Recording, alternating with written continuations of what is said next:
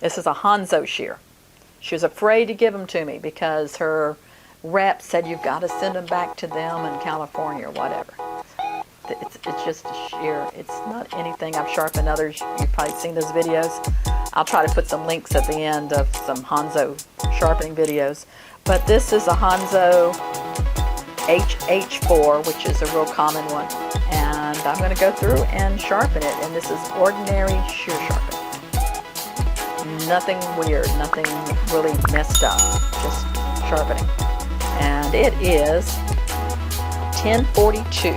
Let's see how long it takes me to do this. So I have a step, if you've seen the other ones, and I go through these steps. This is good for people that are starting out. This is a convex edge shear, and these are the steps we go through. And you can tell your customer that this is Japanese style sharpening, because we're using Japanese waterstone, the flat hone system as they're used in Japan and in China, which is where most of the shears are coming from, frankly. So I'm going to just take my thumb out, close it on here, and you see it doesn't cut. She said it was folding hair. Well, this hair doesn't cut too bad, but so we've checked it, we tested it. I wanted to change the angle. This thing comes with a 50-degree angle, but she said she did a lot of slide cutting, and I said I can change the angle from what it is originally, and I said it'll go longer between sharpening, but the sharper angle will be better for slide cutting, but you're just going to have to get it sharpened more often. And she said, no, make it sharper. So that's what I mean about consulting. And it's also good to write it down, so next time you go in there, that was the internal clicker plate I popped out of there. And see, here's something I want you to see. If you saw my last video where I had the little school scissor, Joelle Brisky had a ball bearing washer. This one just has a little plastic washer. And I can guarantee you this shear cost a whole lot more. So I'm going to clean it up.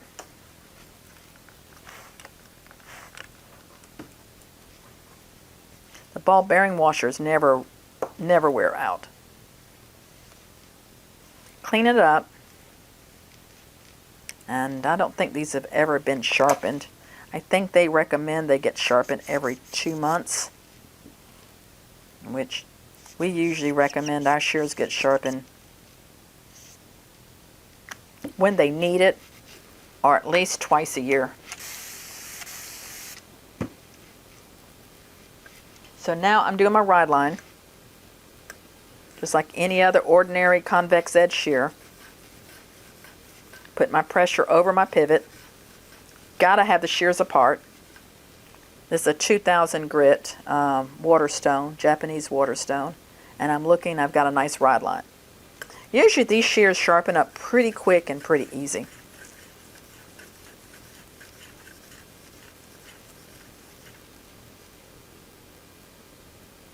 Looks good. Now my clamp was set at 45 from the last shear that I sharpened. And I'm going to move it up to 50 on these. A lot of the shears are coming at 50. Our rose shears are 50 degrees. Our fishbone is actually 60. The higher the number, the sharper it is. Not like the reference for knife sharpening, which is the opposite. Don't ask me why. I have a whole video about how we do things opposite as shear sharpeners. But just remember that the higher the number,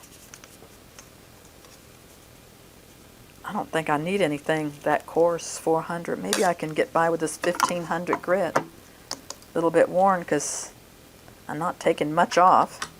And the metal's not all that hard. So, where was I?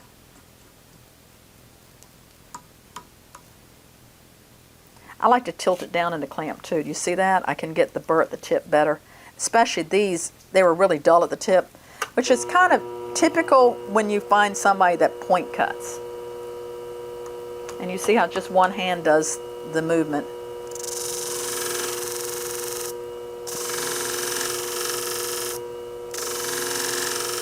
about 3 times, and then I'm going to feel for the burr. I got a burr all the way down. That quick, that easy. Oh, I think I was talking about angles on shears. Our rose shears are a 50-degree angle, but I usually sharpen at 45 because 45 will hold up better. Our fishbone is done at 60 degrees, but that one is designed for razoring. You don't have to know the manufacturer's angles to do the edge right for the customer. It helps to be familiar with the shears. It helps to be to kind of know how good they are, what kind of angle you could put on it. But I think it helps even more to know how does the hairstylist use them. And she says she slide cuts. Slide cuts means they take the shears and they kind of through the hair. And I'm feeling to make sure that burr is gone. Now I want to go to polish.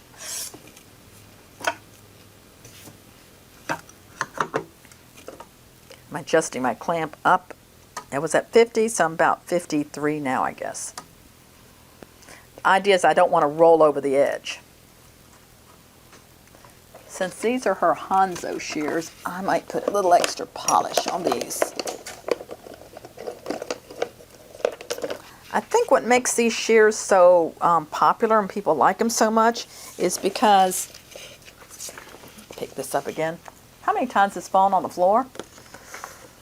I'm just going to move it. You don't need to see this. I don't need to see it.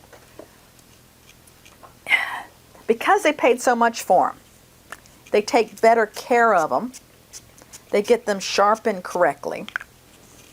And all those things make the edge last longer, makes the shears perform better.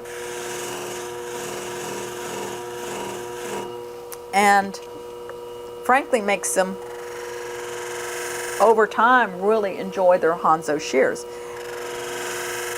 Sometimes people want to discount, if they're selling shears, they want to discount the shears.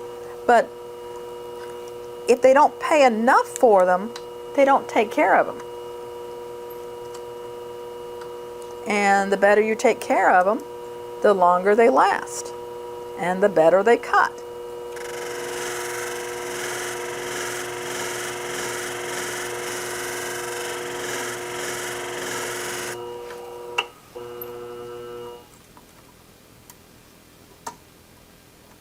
Okay, these should be done. I'm going to clean them up and put them back together. And then we'll check and see what time it is.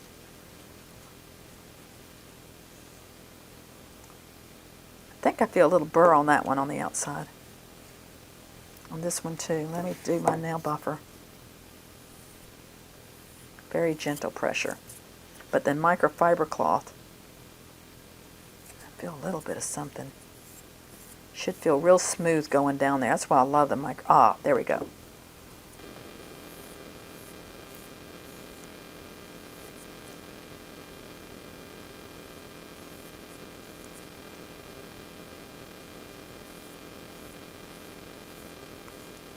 So some of you may be looking at my red fingernails and saying, is she going to get her hands dirty? Yes, they do get dirty. You see that? Couple of tricks I've learned over the years. Number one, I've tried all the fancy mechanic stuff to clean up my hands. Actually, mixing, I have some, I think 10% peroxide like they use on your hair when they color your hair. I mix that with a little soap, and that seems to do as good as anything as far as cleaning up my hands. The other thing I've learned is, my manicure, them going in there and cleaning up my cuticles and getting a nice manicure every 3 weeks is about when I go. Cut my nails down because I can't have long nails doing this. You need to have some nails. Works better. And some of the guys like, I'm not going to have fancy red fingernail polish. You don't have to have a manicure. One of our sharpeners who sells a lot of shears, he's out in California. And he's in his 80s too. He goes in and he gets a manicure. They don't put polish on them, but they use like the little nail buffer. to shine them up, make them look pretty. And he says he can sell more shears because his nails look good, and they stay cleaner doing this because they just clean up better because the cuticles are cleaned up. My husband goes and gets his pedicures, get his toes done.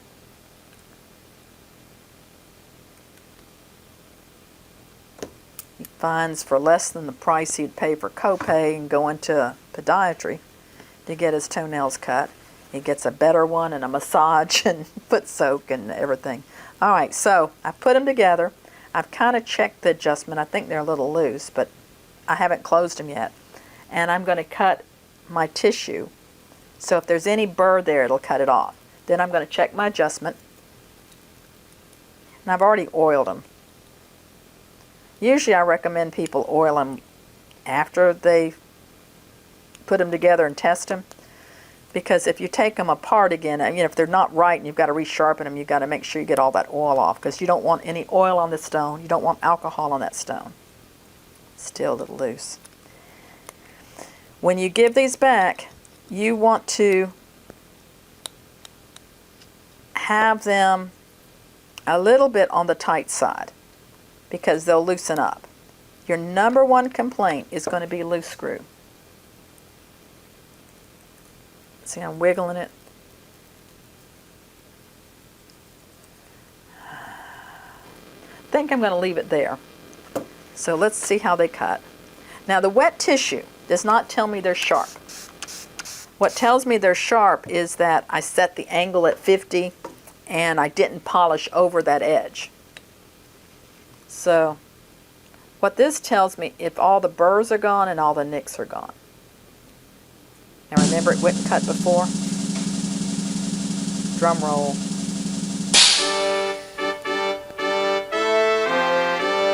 Ta-da. And these are done. I started at 42. It's 10:55. What's that? 13 minutes. It's taken me each shear a little bit longer to do. But I did the simpler one first. So if you've been watching all my videos, I just did 3 of these shears for a lady who's coming back for them. She could have been waiting. In 35 minutes. And I'm charging basically $30 a pair. So that's $90 I made in 35 minutes. These were simple shears. These were ones that nothing out of the ordinary. I didn't have to go to extreme efforts. I didn't have to fix somebody else's sharpening. This is the typical type of sharpening you're going to see. Might get some weird stuff when you're starting out because they're giving you things that no one else could fix or been sitting in a drawer. You're going behind another sharpener. But typically when you're out sharpening, this is what you're doing. This is how easy and quick it is. And it's some pretty good income. And you really can bless the person. If she hadn't used me, she'd have been sending her shears off to California, paying more, and it would be weeks without her shears, which is crazy. So I've got a lot of other videos. The one I suggest is here next. And go to my website, bonika.com, and download our information package if you're interested in coming in for training. That's what I do.